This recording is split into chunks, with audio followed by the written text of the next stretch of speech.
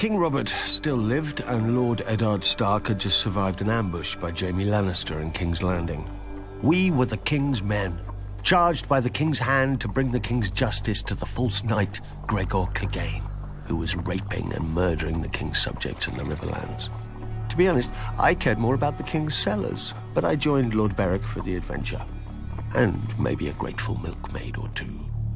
Ser Gregor isn't called the Mountain because of his subtlety, yet he took us by surprise at the Mummers Ford.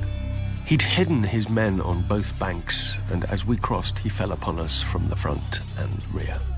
I saw a single blow from his sword take a man's arm off and kill the horse beneath him.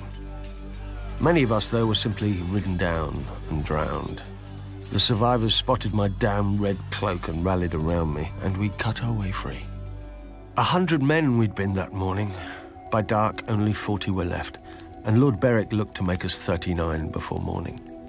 I drew a foot of lance from his chest and poured boiling wine into the hole it left, but I knew there was no hope.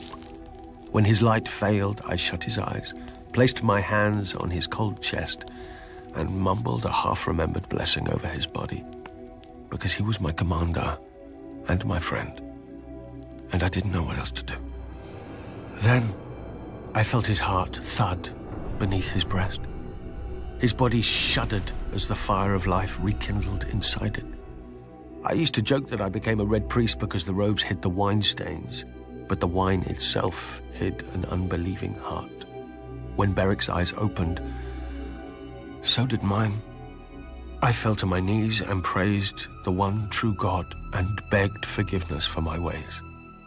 I don't know if the Lord heard me, but when dawn came, Beric was still alive and stronger than he'd been. He told us that our war hadn't ended at the Mummers Ford, but begun, and that every fallen brother would be avenged. We were so few, though, that all we could do was harry the Lannisters' rear. Luckily, all they could do was kill Beric.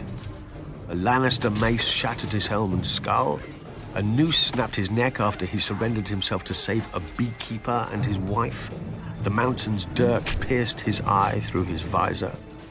After each time, I stood over his corpse and prayed to the Lord, and the Lord brought him back. Then we heard that Robert was dead, and Lord Eddard too. We'd been sent by the king's hand to deal with outlaws, but now we were the outlaws, and Lord Tywin was the hand of the king. Some wanted to yield, but Beric wouldn't hear of it. We were still king's men, he said, and these were the king's people the lions were savaging. If we could not fight for Robert, we would fight for them, until every man of us was dead. We'd lost the king's banner at the Mummers Ford, but then the countryside was awash with sigils and armies anyway. We became the Brotherhood without banners.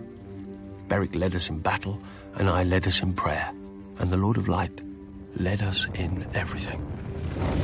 When the heralds proclaimed the end of the War of the Five Kings, none of us thought of yielding. Our war wasn't over.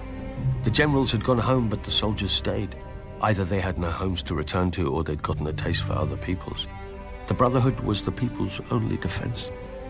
We became the brothers of murdered siblings, husbands of murdered wives, and fathers of murdered children, led by a murdered man. Once we sought to bring the king's justice to the realm. Now we bring the Lord's, or at least we try.